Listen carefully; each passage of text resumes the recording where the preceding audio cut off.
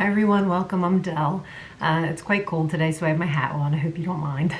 We entered the single digits last night, so it's been very, very cold where I'm at.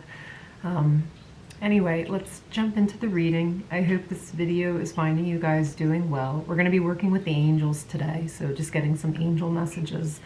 They were on the forefront, like we want to come through. So let's talk about that.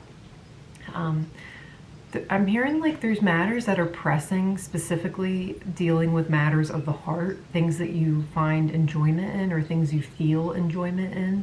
And that's the key word, is feeling into the enjoyment that you have around certain matters that are close to your heart.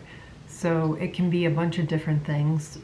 For some, I'm picking up music, like you're reconnecting with music because you found how much enjoyment it actually does bring to you, and maybe you haven't been listening that often lately. Or you're finding that I don't do that anymore, and then fill in the blank of what that is for you. Or I don't do that anymore, but I used to enjoy it. I am hearing featherweight, so maybe some of you guys enjoy boxing, or somebody out there enjoyed boxing at one point, or seeing golden little gloves, like golden little boxing gloves. So I feel like that's a indicator you're quite good. So I'm getting that it could be a sport or something that you really enjoyed, but maybe you're finding that where you are at physically or where you are at in your life right now, it doesn't really reside with you to take up boxing again for whatever reason. But I'm getting there's another way you can still enjoy that outlet or that avenue, or by creating a new avenue is what they're saying, and there's a choice. So if this resonates for you, I feel like it's going to be different and you can apply it to how it fits for you.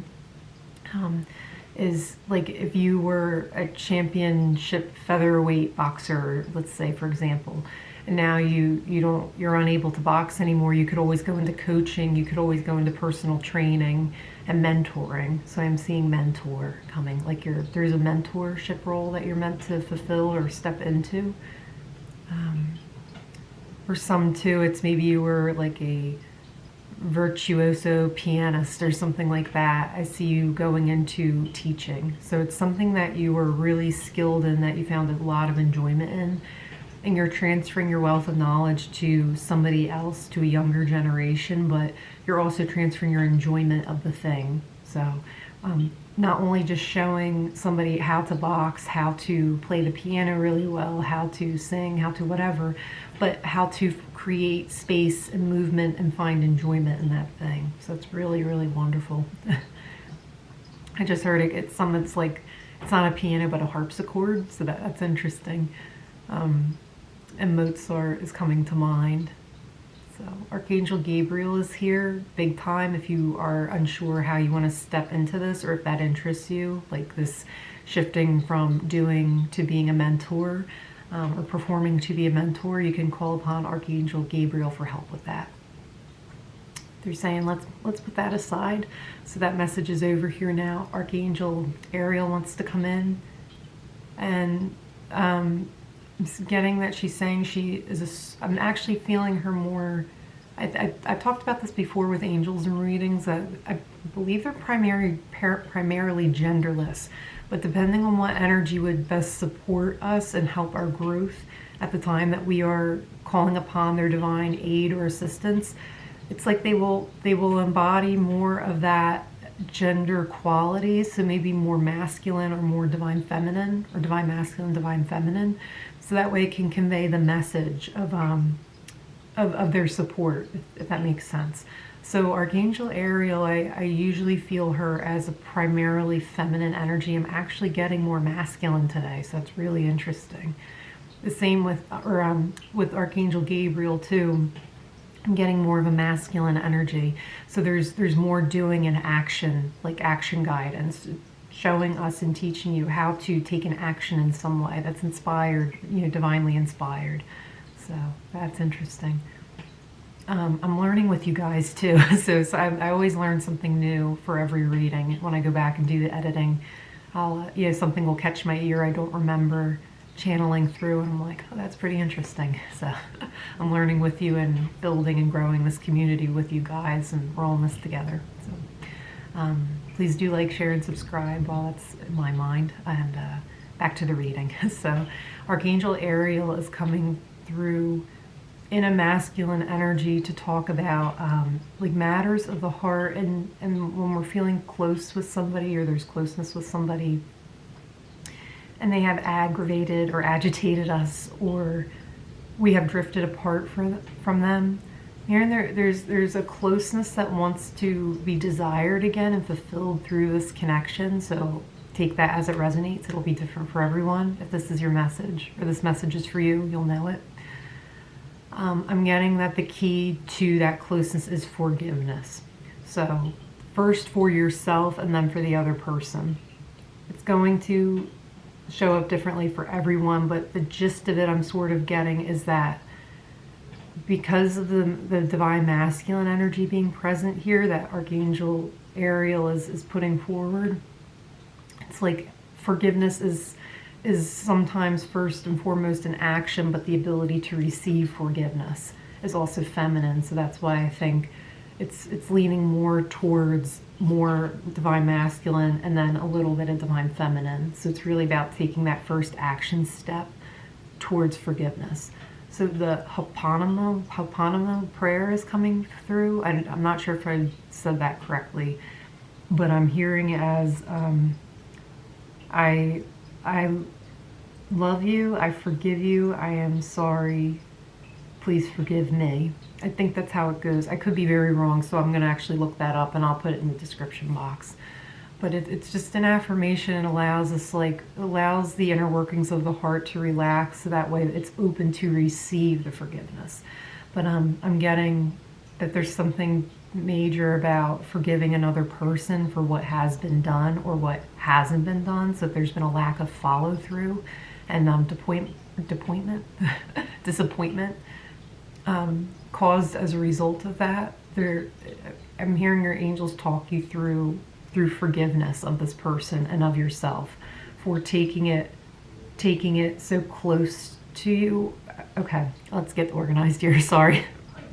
Trying to get the message. 1 second. Okay, sorry about that. I'm back. There is an argument between the cats in the house that I could hear through the door, so I need to address that. Everyone is fine. Okay, getting back into the reading. Yeah, I'm just getting Archangel Ariel addressing like tension between two people or between somebody. I'm seeing the part about self-forgiveness though is where did you allow yourself to take this or as a personal attack upon yourself? Sometimes when other people aren't behaving, sometimes when other people aren't behaving the way that we want them to, we take it as though it's a personal attack against us. And it actually causes us harm and pain in the process of doing that. So it's like we've made an agreement with ourselves to decide what they did was done onto me, when really it has nothing to do with us. It has nothing to do with ourselves. It has everything to do with the other person. Again, we want them to behave differently, but maybe they're not. So it's about just allowing there to be forgiveness and release of that, so that way we can just move on and move forward and have this better understanding and knowing of, okay, what am I actually responsible for? My own emotions, and understanding too that emotions is just a process. It's something that we're feeling. We're not meant to hold on to it. We can let it go. If we don't let go of our emotions, we can allow ourselves to be carried away by them. So which one is in control, and that you have the standing to kind of delegate that, matters of the heart. So speaking of forgiveness, my cat's a great example of how easy it is to forgive. So it's, the one cat in the house loves to just start stuff. So she'll pick a fight or something like that, or start charging, and he defends himself, but he's pretty small, so he does the best that he can, and he'll it's funny, I'll separate them within 1 second. He's like, or it's not even like a second, it's like a minute.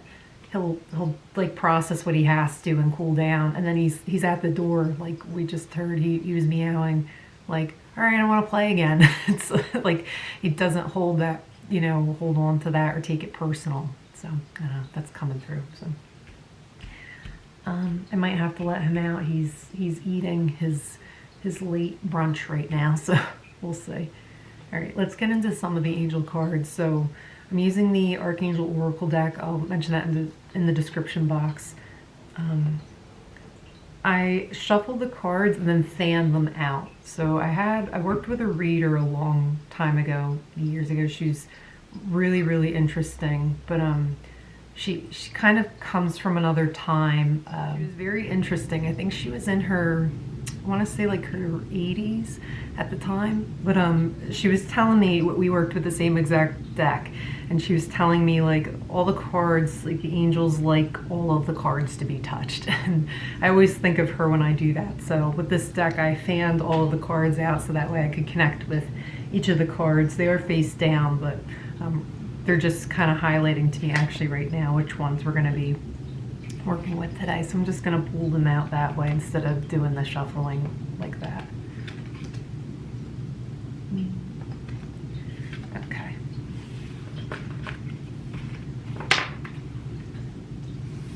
Alright, so the first message is moon cycles with Archangel Haniel. Notice how the moon affects your energy and manifestations and capitalize upon these cycles. Yeah, it's a really beautiful message there. There's meditations online. There's one that Lisa Beachy does. I will link it in the description box below. It's a really nice meditation with Archangel Haniel for the new moon, or for the full moon, I should say. So it's coming to mind, so I'll link it below if you want to check that out. She has wonderful Archangel meditations, if that's something you're interested in.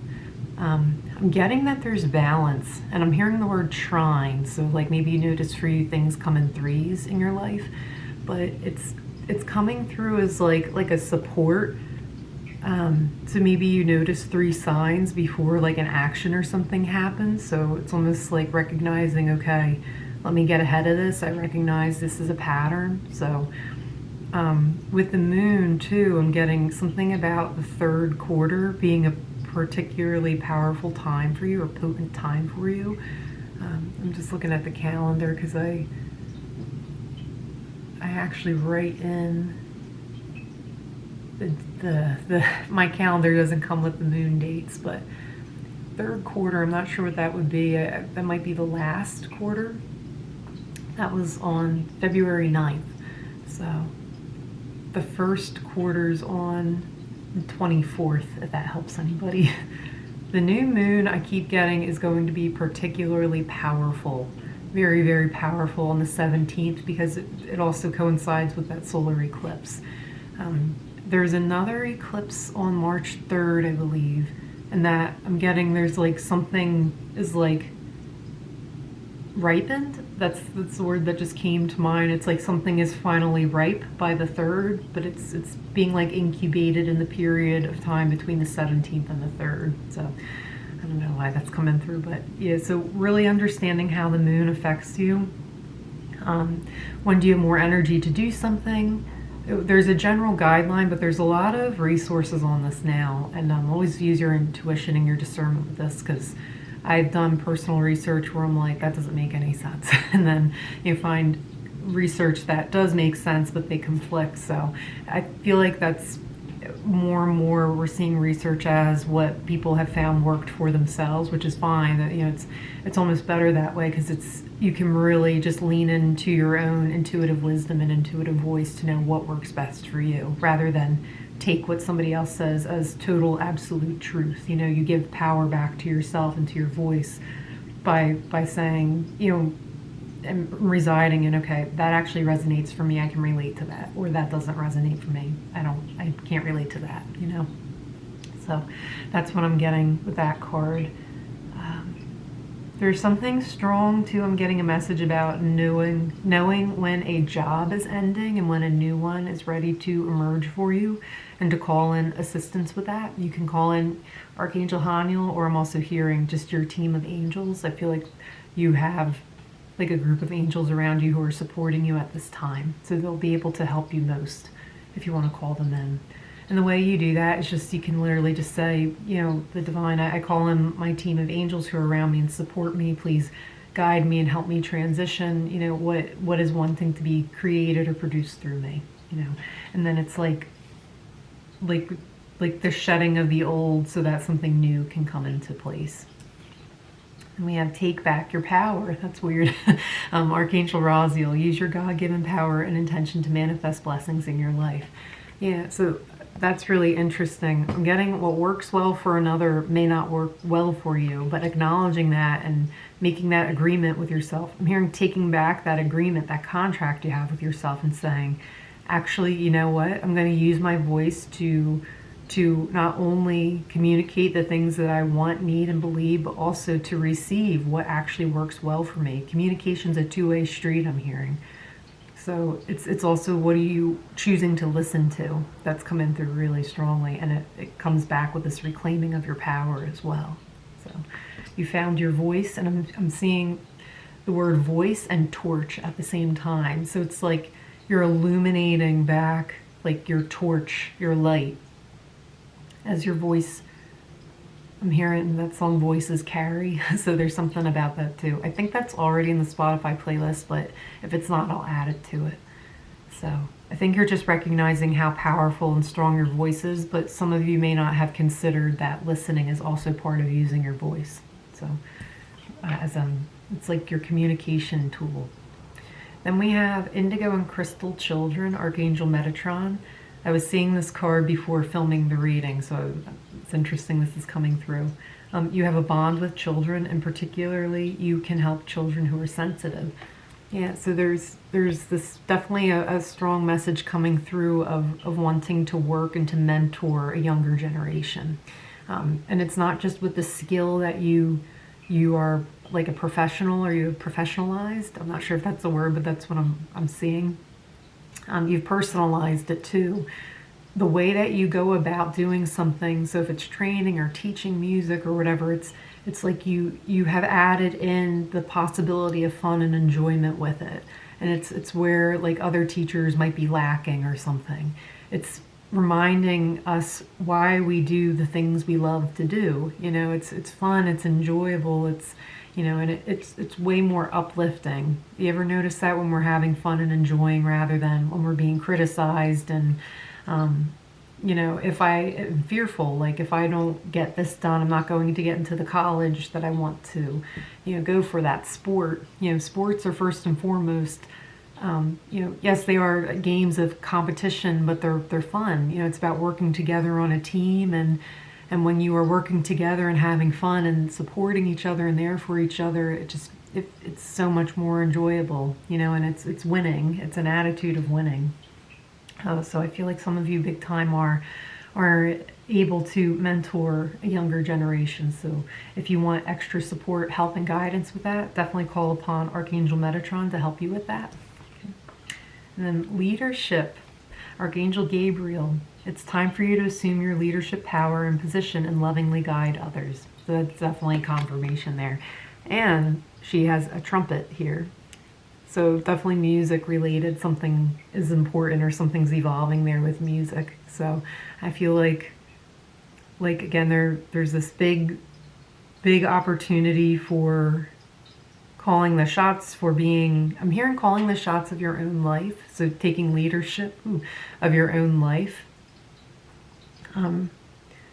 Where you have met red tape, or like where you were fenced in about something, you are opening it, you are cutting the red tape, and you're getting through it. So it could be too, like somebody has told you for a long time that, like, I'm hearing someone say, we just don't think that you're right for the position. So it could be that you have applied for teaching or mentorship roles, and other people have told you you're not right for the position, but you know deep down, like, no, I know I have a lot to offer. Or I'm hearing like, well, the way that you teach or the style you teach isn't in alignment with our curriculum. I see you taking the lead and being like, well, then I'm going to build my own school, you know, and School of Rock is coming to mind. Like, I'm going to build my own school. I'm hearing that Jukebox Hero song, so I'll add that to the Spotify playlist. That's a great movie, School of Rock, if you haven't seen it. It's just, It's really good, so I'll mention that in the description box too. But yeah, I'm getting you're taking charge, you're taking the reins, and you're taking leadership of your own life, but it's not a selfish thing. It actually benefits a lot of other people who you're meant to work with and be involved with. So I'm getting there's balance too coming into play. And again, just going back to the moon cycles message, they're just having me talk about there is a lot of resources and stuff, but like the new moon is definitely around new beginnings. The full moon is definitely around letting go, but there's elements and aspects of both in each. So we have, you know, the new moon where it's about like ushering in new beginnings, but you aren't able to do that if you haven't let go of something. So really making sure that you're not limited by your mindset. So if you're trying to produce something new for yourself or step into a new leadership role and you're still holding on to old outdated beliefs or a belief system that says like, I am not good enough to teach, I don't know enough to teach, I'm not strong enough to show someone how to be a championship featherweight boxer, then that's what you're going to create for yourself. So when we want to usher in something new, we have to make sure that anything that isn't supportive of that, including our belief systems, needs to let go. So that's when the full moon is particularly powerful, because the full moon is illuminated. We can see it. So it's a light source and it shines in the darkness on, okay, what's actually not working for me or what is working for me. And you can take those things forward. So the full moon is also very much a time about preparing for a new beginning. So I'm getting like yin and yang opposites, polarity energy with that, and a lot of chills beyond just being cold. So it just feels like it's like something's coming into balance, but knowing that there isn't just one time of the month to create something new. There isn't just one time of the month to let go of something, that they're kind of working like this in tandem all the time. And then to have the first quarter moon, the third quarter moon, it's really saying like, all right, let's check in. How do we like what we're manifesting? How does it look? What am I seeing? What am I not seeing? What tweaks or adjustments need to be made? And then can I move forward? So I'm going to leave it there. Hopefully that helped. I am sending you all my best and hoping you are well, and take care until next time. Bye.